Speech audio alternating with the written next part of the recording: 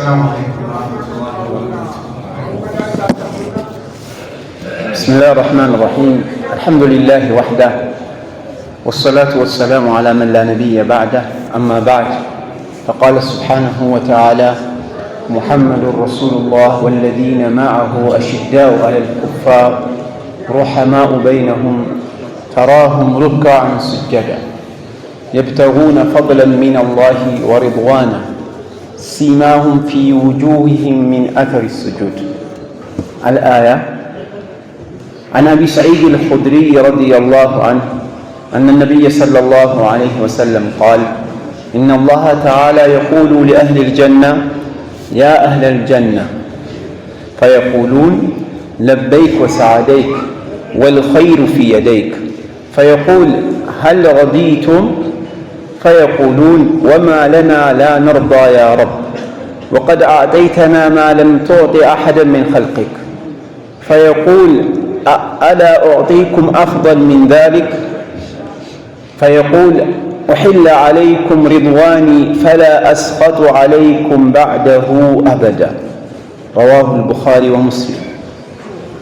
أبي سعيد الخدري رضي الله عنه كزجبوت كنبي صلى الله عليه وسلم: يا الله ملكتنيا من لالو إن الله تعالى يقول لأهل الجنة، الله سبحانه وتعالى لجنة السبوج انتهلا الشوال جنة سكقب بوهلا فتناوشن له كالف بوهلا: يا أهل الجنة، نانتي جنة السبوج يقول ترى لبيك وسعديك والخير في يديك.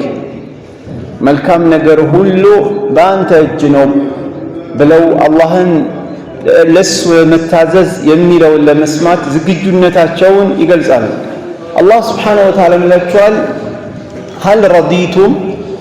ወዳቸዋል በሰጣዋችሁ ጀነት በዚህ ጸጋ ደስተኞች ናችሁ ይላቸዋል። فيقولون وما لنا لا نرضى يا رب፣ ጌታችን ወይ እንዴት አንወድም? وقد أعطيتنا ما لم تعط أحدا من خلقك، كفترتاته لمانم ያልሰጠኸውን ለኛ መርጠ ሰጥተህናልና እንዴት አንደሰትም ይላሉ። ከዚህ የበለጠ የሚያስደስት ምን አለ? فيقول ألا أعطيكم أفضل من ذلك، ከዚህ የተሻለ ነገር አልሰጣችሁም እንዴ አላቸው። አለ እኮ አላቸው። ከዚህ የበለጠ የሚሰጣችሁ ነገር አለ ከጀነት የበለጠ። እሱ ምንድነው? أحل عليكم رضواني فلا أسخط عليكم بعده أبدا، የኔን ውዴታ እለግሳችኋለሁ አለ አላህ Subhanahu Wa Ta'ala። የኔ ውዴታ የኔ ፍቅር በእናንተ ላይ ይሆናል፣ ከዚህ በኋላ በፍጹም አልቆጣባችሁም። የአንድ ሙእሚን የመጨረሻ ጋያው رضا الله ነው፣ የአላህ ውዴታ ነው። يبتغون فضلا من الله ورضوانا። ሰሐቦች ረዲየላሁ ዐንሁም ልፋታቸውም ጥረታቸውም ይሄን ነበረ፣ የአላህን ውዴታ ማግኘት ነበረ። ከአላህ ውዴታ የሚበልጥ ነገር የለም። ወሪድዋኑ ሚነላሂ አክበር፣ ትልቅ ከሚባሉ ነገሮች ሁሉ የመጨረሻ ትልቁ የአላህ ውዴታ ነው። ሙእሚኖች የትኛውንም ነገር ሲሰሩ የአላህ ውዴታን ይፈልጋሉ። ረሱል ሰለላሁ ዐለይሂ ወሰለም ዱዓ ሲያረጉም ይላሉ: አላሁመ ኢኒ አስአሉከ ሪዳከ ወልጀና፣ ጌታዬ ወይ የአንተን ውዴታና ጀነትህን እጠይቅሃለሁ ይሉታል። ቅድሚያ ምን አሉ? ሪዳከ ውዴታህን፣ ወልጀና ጀነትን። እነዚህ ሁለቱ ነገሮች ሙእሚኖች ሁልጊዜ የሚማጸኑት ከአላህ የሚፈልጉት ነገር ነው። ትልቁ ህልማቸው ግባቸው ይሄን ማሳካት ነው። ሰላት ሲሰግዱ፣ ሲጾሙ፣ ሐጅ ሲያደርጉ፣ ዑምራ ሲያደርጉ በእያንዳንዱ እንቅስቃሴያቸው የአላህን Subhanahu Wa Ta'ala ውዴታ ይፈልጋሉ። ከዚህ የበለጠ ነገር ሲለ ከአላህ ውዴታ የሚበልጥ ነገር የለም። አላህ እንዴ ከወደደን ከዛ በኋላ ቁጣ የሚባል ነገር የለም። ስለ ሰሃቦች ታላቅነት ሲነግረን አላህ Subhanahu Wa Ta'ala ምንድነው ያለው? لقد رضي الله عن المؤمنين። አላህ Subhanahu Wa Ta'ala ከሙእሚኖች ከነዛ ሰሃቦች ወዷል። لقد رضي الله عن المؤمنين إذ يبايعونك تحت الشجرة فعلم ما في قلوبهم።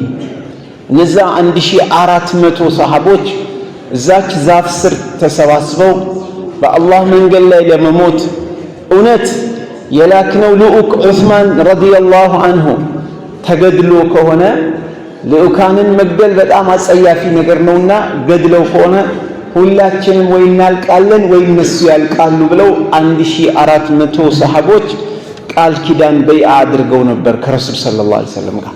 ወደ ቤት አንመለስም ብሎ የአላህ ጠላቶችን ሳንጨርስ ዑስማንን የገደሉትን ሳንፋለም ወደ ቤት አንመለስም ብለው ነበር። በአጋጣሚ ሆኖ መጀመሪያ የመጣው መረጃ ይጣራ ቅድሚያ ተባለ። ሲጣራ አልሞቱም ዑስማን ረዲየላሁ ዐንሁ። አላህ ሱብሓነሁ ወተዓላ ለእነዚህ ሰዎች ልባቸው ያለው ውስጥ ያለው የአላህ ፍቅር አኺራን ከዱንያ እንዴት እንደሚያስበልጡ አላህ ስለሚያውቅ ምን አለ? ወድጃቸዋለሁ አለ አላህ። በቃ ስራቸውን ወድጃለሁ ተቀብያለሁ አለ። ረሱል ሰለላሁ ዐለይሂ ወሰለም ምን አሉ? ላ የድኹሉ ናር መን ባየዐ ተሕተ ሸጀራ፣ እዛች ዛፍ ስር ቃል ኪዳን የገባ ሰው አሉ የዛን ዕለት እሳት አይነካውም አሉ። 1400 ሰሃቦች ነበሩ ያኔ፣ እሳት አይነካቸውም ተዋል። ስለዚህ የሙእሚን ሁልጊዜ ሐሳቡና ጭንቀት መሆን ያለበት የአላህ ውዴታ ነው፣ ጀነትን ነው። ዱንያ አንድ ቀን ያበቀላታል። ሁሉም ነገር ያበቃለት ዕለት አለ። አንዳንድ ነገሮች ዛሬ ስላበቃላቸው ልንጨነቅ እንችላለን። ቤት ሲፈርስብን በጣም ልናዝን እንችላለን። ትዳርም ቤትም ሁሉም ነገር የሆነ ላህዳ ላይ ይፈርሳል፣ ያበቃል። ማብቂያ ያለው ነው። ያኔ ታዲያ ምን ይዤ ነው ወደ አላህ መሄደው የሚለውን ነው መታሰብ ያለበት። ምን ይዤ ነው መሄደው? እዚህ ዓለም ላይ ስኖር ብዙ ነገር እያደረግኩ ነው። ኦኬ፣ ግን ወደ አኺራ ምን ይዤ ነው መሄደው? ለዱንያ ብዙ ነገር አድርጌያለሁ፣ ለልጆቼ ተጨንቄያለሁ፣ ለትዳሬ ተጨንቄያለሁ። እነዚህ ሁሉ ነገሮች እውን እንደ አላህ ተብሎ ነው የተደረጉት። ቀኑ እንግዲህ ያልፋል። ከነጋ አሁን እንግዲህ 7-8 ሰዓት አሳልፈናል። እነዚህ ሰዓቶች በምንድን ነው ያለፉት ብሎ ራስን መገምገም። እድሜያችን 30-40 ብሎ እየቆጠረ ነው። 40 ዓመት በምንድን ነው ያለፈው? ምንስ ነው ይዤ የምቀርበው? አላህ ፊት ይዤ የምቀርበው ነገር ምን አለ? ቆንጆ ነገር። ምክንያቱም ኢነላሃ ጀሚሉን፣ አላህ ቆንጆና ውብ ነው። ከስራም ቆንጆ ነገር ነው የሚቀበለው። ዝም ብሎ ሰላት፣ ዝም ብሎ ሐጅ አይደለም የሚቀበለው። ጽድት ያለ እኽላስ ያለው ሐጅ ነው አላህ የሚቀበለው። ሙታበዓ ያለበትን ሐጅ ነው የሚቀበለው። ሰላትንም ልክ እንደዚሁ፣ ሰደቃንም እንደዚሁ። እያንዳንዱን ነገር ንጹህ ካልሆነ አልቀበልም ብሏል አላህ። ታላቅ የሆነ ጌታ ነው። ትንሽ ይልኝ ስሙልኝ ከገባበት ወደዛ ውሰዱት ነው የሚለው አላህ። ለዛ ስጠው። ለኔና ከኔ ሌላ ላለ ነገር ጉዳዩን አዳርተህ ከሆነ አልቀበለውም፣ እዛው መልሷለሁ ነው አላህ የሚለው። እኔ ሼር አላደርግም ነው ምንም ነገር። ታዲያ ይሄ ኢኽላስ ደግሞ ቀላል ነገር አይደለም። አላህ ላገራላቸው ገር ነው። አላህ ላላገራለት ግን ከባድ ነው፣ በጣም አደገኛ ነው። አላህ ያገራለት በንግዱ ላይ ኢኽላስ ይኖረዋል፣ በሁሉም ነገር ኢኽላስ ይኖረዋል። አላህ ያላገራለት ግን ሐጁን አርካነል ኢስላም እንኳን ቢሰራ ምንም ዋጋ የለውም። በጉራ ያጠፋዋል፣ ያበላሸዋል። አገር ሁሉ የወቀልኝ ሐጅ ማድረጉን ሐጅ ሄዶ ያረገውን ኸይር ስራ ሁሉ ለሰው መንገር ይፈልጋል። አርካነል ኢስላም የሆነው ትልቁ ሰላቱ ራሱ ለይስሙልኝ ይሆናል። መስጊድ ሄዶ ከሰገደ ቅድሚያ የሚያደርገው አቴንዳንስ ነው የሚይዘው። ፈጅር መስጊድ ሄዶ ከሰገደ ማን ቀርቷል ብሎ ዝርዝር ይላል። በኋላ እገሌ አልመጣም ለማለት ማለት ነው። የራሱን ሰላት አላህ ተቀብሎኛል አልተቀበለኝም ከማለት ይልቅ የሚጨንቀው እነማን አልመጡም ነው። እሱ ከነሱ የተሻለ መሆኑን ለማሳየት ከዛው ቀን ሲገናኝ ምንድነው የበላይነቱን ለማሳየት ፈጅር እኮ አላየሁም ይለዋል። ነበርኩ ሲለው የቱ ጋር ነበርክ ይለዋል። አቴንዳንስ፣ ክርክር፣ የት ነበርክ? በየጊዜው ጭቅጭቅ። ጁምዓ ሰላት አላየሁህም፣ ክርክር። እንደው አዝኖለት እኮ ቢሆን ጥሩ ነው አይደለም። አይብን የመለቃቀም ጉዳይ ማለት ነው። ከራስ ወንጀል ይልቅ የሌሎች ወንጀል፣ ከራስ ስህተት ይልቅ የሌላ ሰው ስህተት ያስጨንቃል ኢማን ከሌለ። እውነተኛ ሙኽሊስ የሆኑ ሰዎች ግን ላያቸውም ውስጣቸውም አንድ ነው። የሰው ወቀሳና የሰው ውዳሴ ለውጥ የለውም ለነሱ። የሚያደርጉት ነገር ሁሉ ለአላህ ብለው ነው። ለጀማዓቸው ብለው አይደለም፣ ለቡድናቸው ብለው አይደለም፣ ለማንም አይደለም፣ ለአላህ ብለው። መልካም ስራቸው በተደበቀ ቁጥር የበለጠ ደስ ይላቸዋል። ለምን? አላህ ዘንድ ለመቀበል አርጃ ነው፣ በጣም ተስፋ ይደረጋል። የሆነ ኸይር ስራ ሰርተ ማንም ሰው ካላወቀ ዛት ሚንስ ያ ነገር ኸይር አለው ማለት ነው። ማንም አላወቀውም። አላህ ለቂያማ አስቀምጦላል። ለአደባባይ ግን ከሰጠ ፈተና ላይ ወደቀ ማለት ነው። ያ ጉዳይ ፈተና ላይ ምክንያቱም ሰዎች መጥተው ሲያወድሱ ማሻአላህ ይህ መስጊድ የሰራው አንተ ነህ ምናምን ሲሉ ውስጥ መነፋፋት ይጀምራል። እኔ ነኝ የሰራሁት የሚለው ነገር ከዛው በዛ ስራ መገረም ይመጣል። ዑጅብ ደግሞ ስራን ሁሉ ያበላሻል። መገረም አንድ ሰው የሆነ ኸይር ስራ ሰርቶ ስለዛ ኸይር ስራ የሚያስብ ከሆነ ምን ማለት ነው? ደጋግሞ የሚያስበው ከሆነ ተገርሞበታል ማለት ነው። ይሄን መስጊድ ዝም ብዬ ማየው ከሆነ በመስጊዱ አሰራር ተገርሚያለሁ ማለት ነው።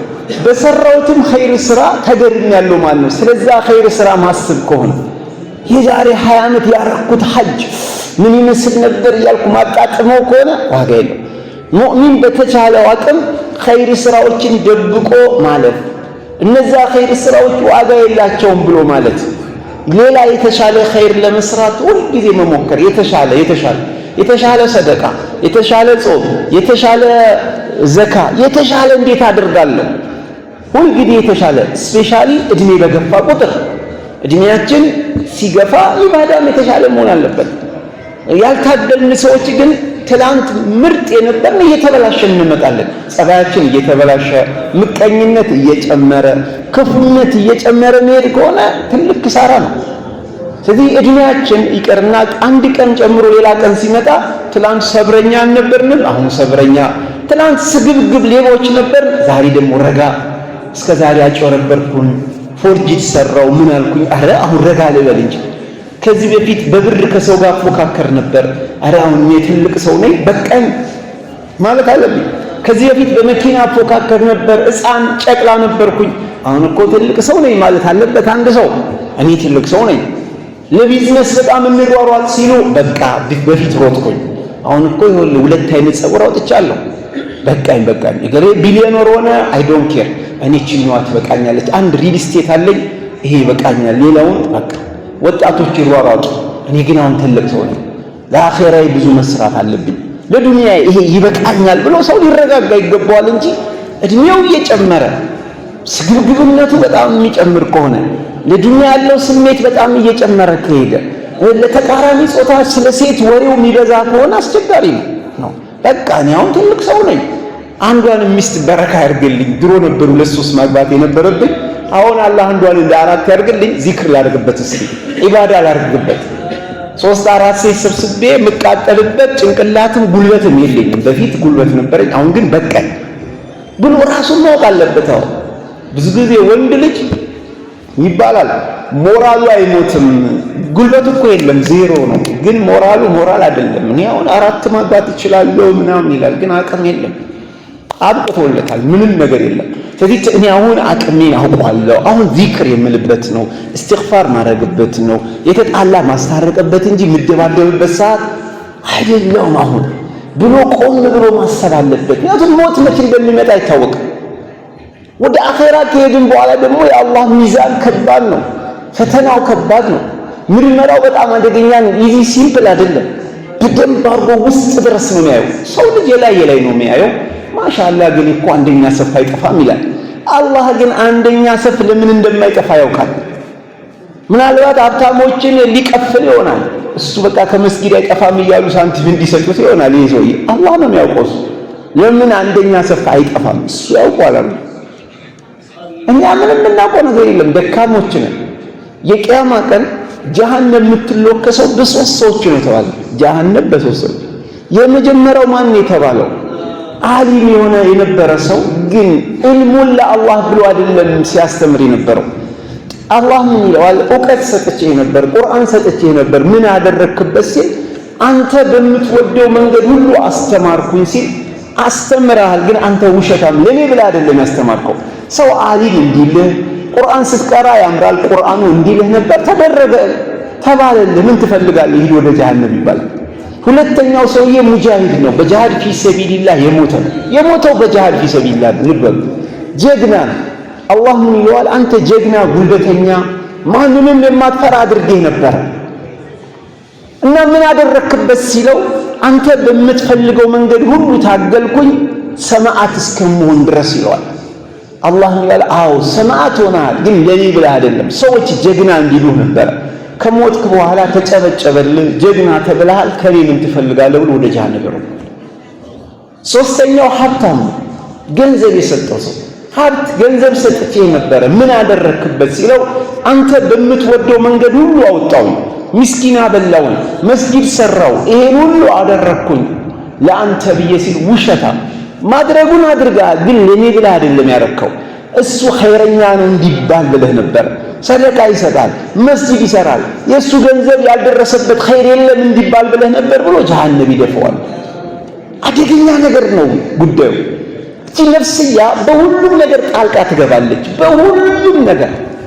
ከዚህም የተነሳ ነው የጂሃድ ሜዳዎች ብዙ ናቸው። በሚዲያ ጂሃድ አለ፣ ኢልም በማቅራት ጂሃድ አለ፣ በመሳሪያ ጂሃድ። ትልቁ ጂሃድ ግን ከራስ ጋር መታገል ውስጥ የሚደረገው ጂሃድ ከራስ ውስጥ ጋር የሚደረግ ከራስ ጋር ነው ጦርነቱ። ይህን ነገር ለማን ብዬ ነው ማድረገው? አንድ ነገር ስታረግ ለማን ብዬ ነው ይህን ነገር ማድረገው?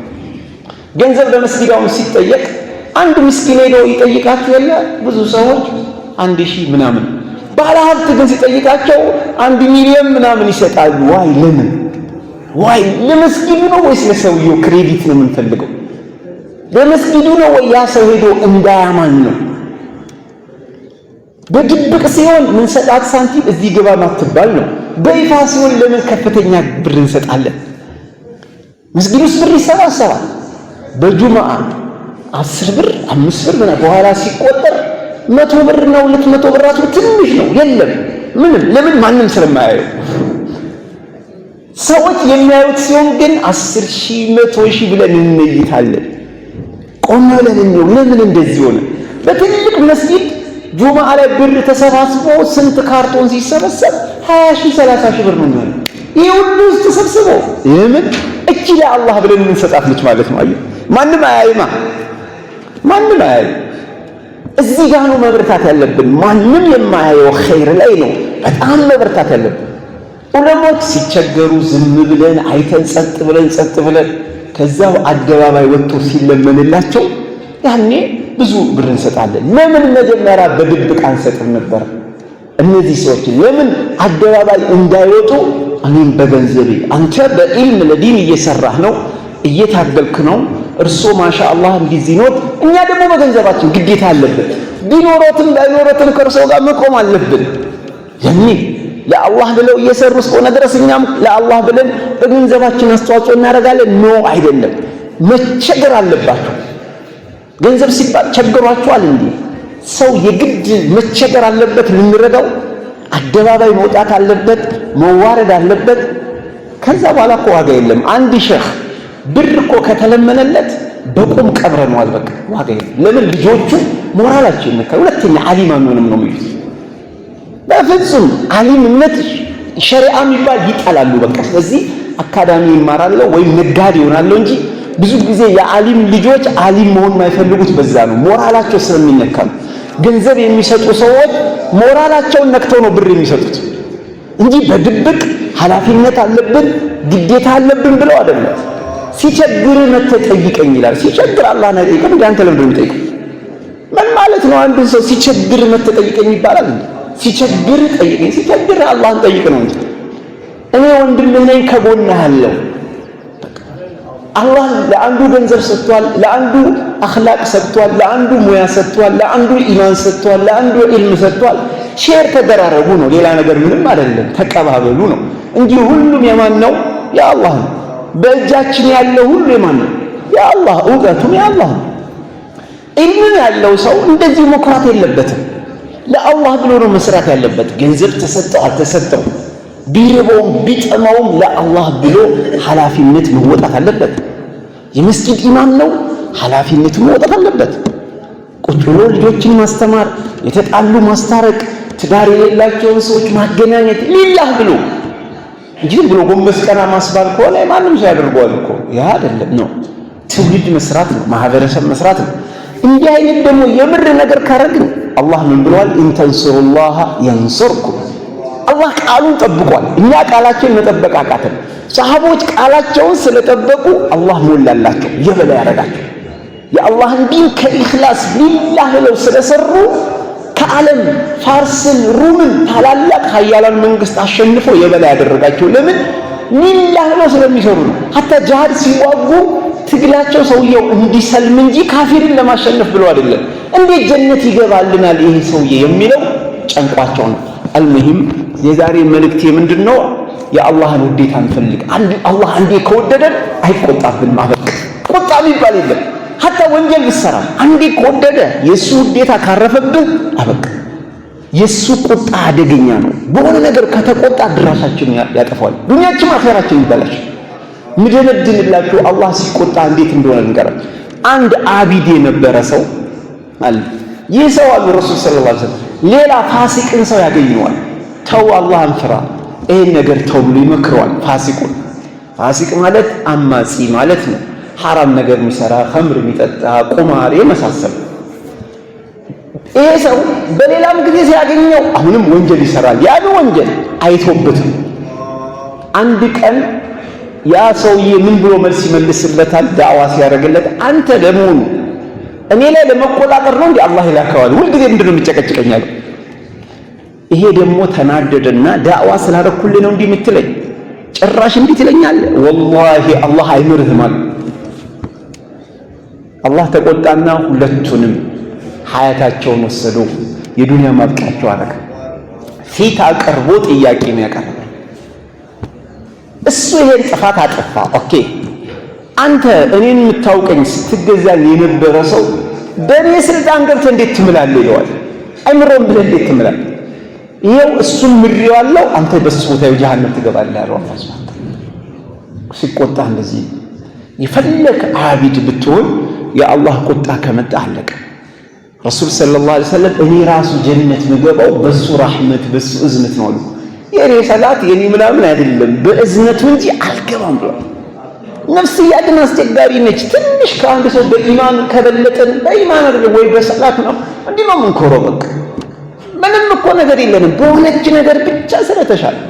አንዳንዴ በሌላም አይደለም በገንዘብ ትንሽ ስለበለጠን ወይ በእውቀት ትንሽ ስለበለጠን ወይ የተሻለ ቤት ስለሰራን ቀና ብለን እንላለን፣ ወይም የተሻለ መኪና ስለገዛን ደረታችን ነፍተን እንደዚህ እንላለን። ይሄ የነፍስያ ነውና ትልቁ ጦርነት ከነፍስ ጋር ነው። ሌላው ቀላል ነው። በመሳሪያ ሄደው የሚታገሉ ሰዎች ቅድሚያ ራሳቸውን አሸንፈው ነው። ይሄን ሳታሸንፍ እዛ ይሄ የሚከብድበት ምክንያት ምንድነው? ከራስ ጥቅም ጋር ነው የምትዋጋው።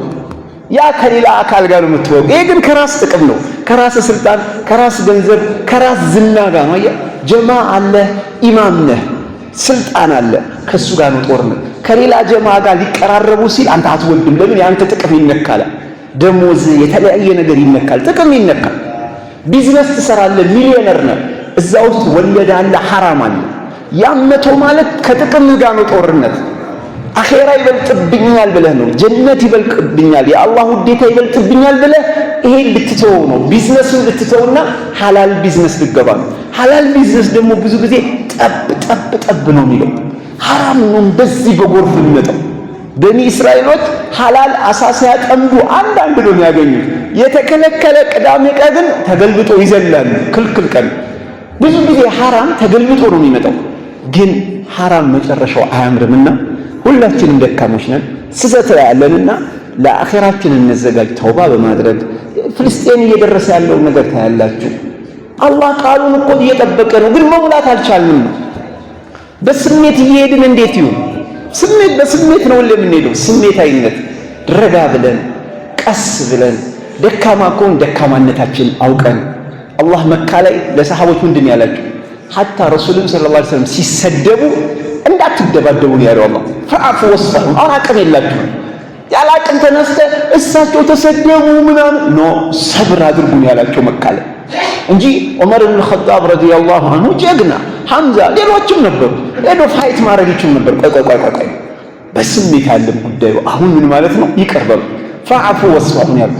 በኋላ ተደራጅተው መዲና ሄደው መቀመጫ ኑሯቸው አመራር ሁሉ ነገር ሲስተካከል ያኔ ቃቲሉል ሙሽሪኪነ ካፋ፣ ሙሽሪኮችን ተጋደሏቸው በአንድነት ሆናችሁ፣ ከማ ዩቃቲሉነኩም ካፋ፣ እነሱ አንድ ላይ ሆነው ተሰባስበው እንደሚዋጓችሁ እናንተም በአንድ ላይ ተዋጉ እንጂ ተከፋፍላችሁ ተበታትናችሁ አይደለም።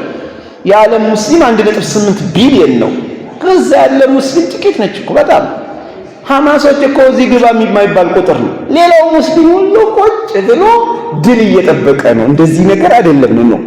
በደንብ አድርጎ ሙስሊሙ መማር አለበት፣ ኢማኑን ማጠንከር አለበት፣ መደራጀት አለበት። ከስሜት መውጣት ይግድ ይላል። ይሄ ስሜታዊነት የነፍስያ ነች። እሷን እንሰብር። አዎ ማዘኑ፣ ማልቀሱ፣ ዱዓ ማድረግ ያስፈልጋል። ግን ባለን ገንዘብ ባለን ዕውቀት መደራጀት ያስፈልጋል። አላህ በሰማነው የምንሰራ ያድርገን። አላህ እንግዲህ ውዴታውን ያሳርፍብን። የሞቱትን ቤተሰቦቻችን ሁሉ አላህ ይቅር ይበላቸው፣ ያሉትንም አላህ ይጠብቃቸው፣ የታመሙትን ሁሉ አላህ አፍያ ይስጣቸው፣ በተለያየ በሽታ እየተሰቃዩ ያሉትን አላህ አፍያ ይስጣቸው፣ እስር ቤት ያሉ ካሉ እንደዚሁ ከዛ ያውጣቸው። اللهم يا حي يا قيوم وفقنا لما تحب وترضى اللهم اغننا بحلالك عن حرامك وبفضلك عن سواك اللهم يا حي يا قيوم طهر قلوبنا من النفاق وأعمالنا من الرياء وألسنتنا من الكذب وأعيننا من الخيانة فإنك تعلم خائنة الأعين وما تخفي الصدور اللهم يا حي يا قيوم اغفر للمؤمنين والمؤمنات والمسلمين والمسلمات الأحياء والأموات يا قاضي الحاجات ويا مجيب الدعوات استجب دعانا برحمتك يا أرحم الراحمين آمين والسلام على المرسلين والحمد لله رب العالمين اللهم